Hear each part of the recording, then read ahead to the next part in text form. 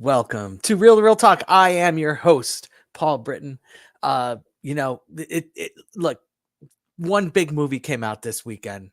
It was Twisters, and that's all I got for you today, man. Look, so good news is we're gonna go pretty quick. The better news is we have a fun movie to talk about. So Twisters is, obviously the follow up to the 1996 uh summer, disaster action classic Twister. Uh Bill Paxton and Helen Hunt. Now, uh also introduction for many to Philip Seymour Hoffman. The thing that we need to keep in mind about Twister is that it wasn't universally loved when it came out. Now, it was enjoyable enough. It was a good enough time in the theaters, but it and it did fine, but it wasn't like, oh my god, Twister. It had a lot of buildup. This is the heyday for Hollywood Reporter and Premiere Magazine. Two magazines that I had subscriptions to, where you would just get a lot of information about movies leading up to their release, and especially during the summer, big huge summer releases would get big huge write-ups in these magazines. And Twister was no different. And the thing to remember is that Helen Hunt at the time was like a really big television star, and Bill Paxton at the time was really big to an extremely small number of people, specifically anybody who loved the movie Aliens. If you saw the movie Aliens, you absolutely love Bill Paxton. If you hadn't seen the movie Aliens, you may know him from the movie it was Weird Science, I'm gonna say. And or he had a lot of smaller roles, usually in James Cameron movies. And and he was a fun that guy, the classic, oh, that guy, I love him and stuff. He wasn't like a super huge movie star. So this wasn't like Arnold Schwarzenegger or Stallone. This was relying entirely on the excitement of a big summer release with a lot of special effects. And by the way that original movie was sold was that ILM just kind of made a video, like made a proof of concept, essentially, of, hey, here, look what we can do. We can make realistic looking tornadoes throwing realistic looking, fuel truck or whatever it might have been. And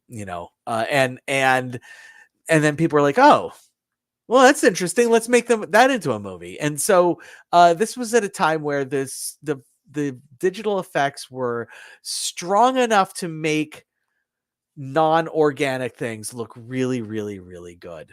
And but not great enough to where you still needed a lot of practical effects. So this movie was definitely laden with a lot of practical effects also. And so, it's not surprising that we're sitting here 30 years later and there's never been any attempt to sort of revive, the lack of or make a franchise or anything. And honestly, the interesting thing about this movie doesn't try to do that either. Like, so the thing about Twisters is, it really is a standalone movie. If you've never seen the original movie, you're missing literally nothing. There is one Easter egg in the first 5 minutes of the movie to the little flying contraptions that they make with the help of Dorothy, their pod that it needs to get sucked up by the tornado in order to get data. And 30 years later, it's this exact same technology, except they've they don't use aluminum cans for the little flying hats on the gizmos that do the readings. And so the question then becomes, how did this movie get made? Like, because honestly, nobody's screaming for a sequel to Twister. Certainly not after 30 years. And the reality is that this is just an absolutely fun topic that is ripe for telling a brand new story and just being like, you know what? Well, fun. Look, there's nothing fun about tornadoes. Okay, let's be fair here. And people, are die from tornadoes, and I don't want to belittle that. But as a summer movie, as a disaster flick, tornadoes absolutely are super fun. So as long as the stakes are just people in the movie, tornadoes are great. Um, and you know, and I just think that people are like, hey, I just watched Twister and it was a lot of fun. Some of the effects were meh. Now I think we could do better with the effects. And then somebody else was probably like, all right, let's see what we can do with the script. And then they sat down and made a script, and we get Twisters. And so this isn't, this is how you do it. After 30 years, taking an older movie, this is how you do it. You don't try to remake it, like Total Recall they did, you know, and they just try to remake it. Don't do that. Uncalled for, unnecessary. They also didn't try to drag in all of the original cast members. I just watched Ghostbusters Afterlife finally. There just really wasn't a need to bring in Bill Murray and Dan Aykroyd and Ernie Hudson. It just wasn't necessary. Like, just do your own thing. It's cool that you're breaking off. It's fine. Nobody's gonna be mad. And so you're unbeholden completely to the original movie, and that's what Twisters is. It's just like, we're going to make a disaster flick, and we're going to just make a quick reference to this other movie that happens to be, a movie based on tornadoes, and then we're done, and then we're just going to kind of move on. And by the way, instead of just detecting tornadoes, we're going to now we're going to up the stakes a little bit by saying we're going to destroy tornadoes. And we have come up with a way to destroy tornadoes. So right off the bat, you get super fun, phony science. I mean, it's just ridiculous. Like the idea being that they let off water absorbent polymers into the air to to suck up the rain, which helps, the moisture, not the rain, the moisture in the air, which helps feed these tornado storms. And I must say, the we were talking about here is Daisy Edgar Jones. You may or may not remember her from the absolutely fascinating Where the Crawdads Sing. Sergio and I did a Reel to Reel Talk book club for that one. And I mean, the movie's not great, but she was fantastic in it. She has Sad Girl down. Like, we have our official Sad Girl. She's fantastic as Sad Girl, and I am 100% behind her being the Sad Girl and everything. Because it's fun. When you have a good, reliable Sad Girl, I think Kristen Stewart had been that, or could have taken that and ran with it. But instead, Kristen Stewart decided to do super fun, weird indie flicks.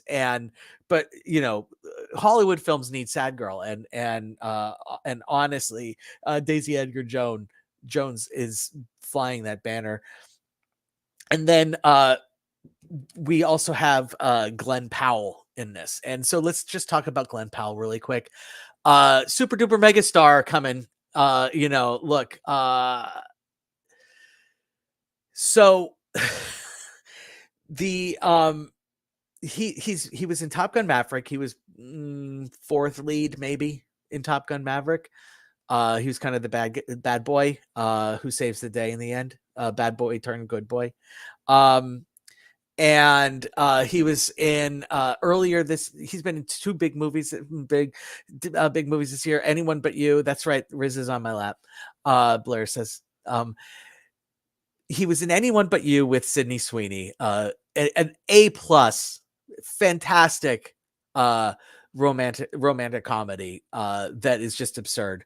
And he was also in earlier this summer, Hitman from Linkletter, and he's been in multiple. I think that was his fourth Linkletter movie. And he's ready to do his own thing, and he's ready to just be like, I can lead movies, and I think this movie is going to do that for him. I mean, you know, box office really quick, $80 million for Twisters. That's huge. Good, good for Twisters. I mean, sure, granted, that's only post COVID huge. Huge used to be 120 million, which makes the you know Inside Out 2's 150 million still just, I can't even fathom. But so the things that this movie does is, first, it gets the leads correct. Much like the first movie got the leads correct. It also surrounds the leads with fun, interesting support folks. And Anthony Ramos is the most recognizable. He was in Hamilton. He was actually in the touring Hamilton that I saw, when I went and saw Hamilton as Hamilton. Um, you know, and just a whole bunch of interesting looking or good looking younger people. Like, that's what they're going for. Which is exactly what the original movie did. It was just like, we're going to have interesting or good looking people, and they're all going to be quirky, and they're all going to have something interesting going on. This movie, it tries to throw up some red herrings. It puts one of the heroes, Daisy Edgar Jones, in league with the moneyed interest. And at the onset, it seems like Glenn Powell, who is sort of like he he's the cowboy of the tornado chasers. His motives seem somewhat questionable. So it flips that from the original movie on its head, but you kind of know where it's going to go eventually, because the moneyed interest can never be good. It puts, instead of having the two leads have romantic interest in the past, it just puts that solidly in the future of like, oh, they hate each other, but we know where this is going. And it's super fun to see it play out. Like, I'm not even going to lie. It is fun to see this sort of thing play out in a big action-packed Hollywood movie. This isn't remotely the best movie I saw this summer. Remotely. Just like, I would watch Furiosa 4 times out of 5 if I were just like, let's sit down and just pop a movie in. I would, there's just so many movies that I've really enjoyed. I've been Mr. 4-star all summer. I've been handing out 4 stars like it's candy. And this is not, like, spoiler alert, this is not a 4-star movie. But like I said, I would pick Furiosa 4 out of 5. That 5th time, I'm going to enjoy myself watching Twisters. This is a genuinely fun, dumb movie. It is one of the most fun dumb movies in a very long time, that requires absolutely no brain power whatsoever. Just sit down. It's everything that the Fast and Furious shit that they make isn't. It doesn't treat you like a fucking idiot. The concept is distant enough that you don't need to know a lot about it, but simple enough that you understand what's going on. The effects aren't like, oh, here's Toretto, grabbing his son while the car is doing a flip as his son's falling out of the car. It doesn't do any bullshit like that. There seem to be real stakes, because people that you care about for 5 seconds do, bad things happen to the people, and it's not just like, oh, Toretto needs to go underground. Who gives a fuck? Like, stop. This is just, it was so dumb too. It's such a dumb movie. If you at all have ever sat down and watched a movie and said, this is so dumb, but I'm having so much fun, this is your movie. All right. Let's just let's go ahead and do the rankings. We're hitting 15 minutes. We don't need to spend more than 15 minutes on real talk on Twisters. So here's the deal. Before I give my review, there's one more thing I need to mention. There are 2 super memorable action sequences. The opening action sequence, which gives, much like the original Twisters opening action sequence gives Daisy, the female lead, the backstory to explain, you know, that she's into tornadoes, and also why she is where she is when the movies start. When the actual plot drivers start. That's the first one that's amazing. And the second amazing action sequence isn't the end. It's sort of like the end of Act Two. It's the end of Act Two, and it takes place in the vicinity of a rodeo. Now, it's phenomenal. Everything that happens during that scene is phenomenal. Edge of your seat. You care. You care. You care. But I hated the fucking rodeo scene. I hated it. There was way too much rodeo. We didn't need that much. I wish they hadn't gone to the rodeo. I wish they had, like, they make a point of showing like 10 seconds of a bucking bronco. I don't need to see a bucking bronco. I know what's going on there. They made a point showing 10 seconds of of the bull riding, and I don't need to see a bull riding. I know what's going on there. That scene almost, like, I was sitting there, I was starting to get mad at the movie. I'm like, this has to stop. I'm just way too much of an animal lover. I just, yes, call me a snowflake or whatever you want. That's fine. But I'm just here to tell you, it impacted my enjoyment of the movie, and it took me out of the movie for a few minutes. So, but it's immediately followed up with just amazing action sequence, just phenomenal. So if it didn't have I'm giving it 3 tacos. So here at Real to Real Talk, we do tacos, and instead of doing a half a taco, if we feel like it needs a little bit extra, we'll add guac, because nobody eats half a fucking taco. So I'm going 3 tacos. Reality, it's probably a 3 taco plus guac movie. There's no way this is a 4-star or 4 taco movie. It just isn't. Okay, it's way too dumb to ever get that extra taco, but it deserves a guac. But I'm taking the guac away because you showed too much of the fucking rodeo. I don't need that. All right, I don't need to go see I don't need my love for animals to be triggered while I'm watching that movie, while I'm watching a super fun dumb summer flick movie. Everybody go see it. Like, just go. If you're wondering, what am I going to do this weekend? I'll tell you what you're going to do this weekend. You're either going to go see Deadpool versus and Wolverine, and if you have the kids along and they can't go see Deadpool versus Deadpool and Wolverine, then you're going to go to see Twisters, and that's what you're going to do this weekend. Why? Because those are because Twisters was super fun.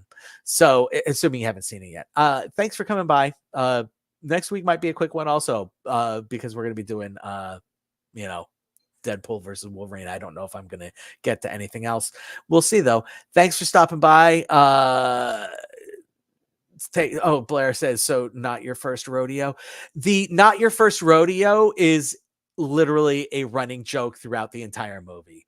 Like, they cannot get it. In fact, the Glenn Powell's character makes his own t-shirts, and it says "Not my first tornado" instead of rodeo. It's terrible, but yeah. So not your first rodeo is kind of funny in the context. So thanks for stopping by. Hope to see you next week. Deadpool versus Wolverine. Deadpool and Wolverine. It's going to be super amazing and fun. Once again, thanks all, and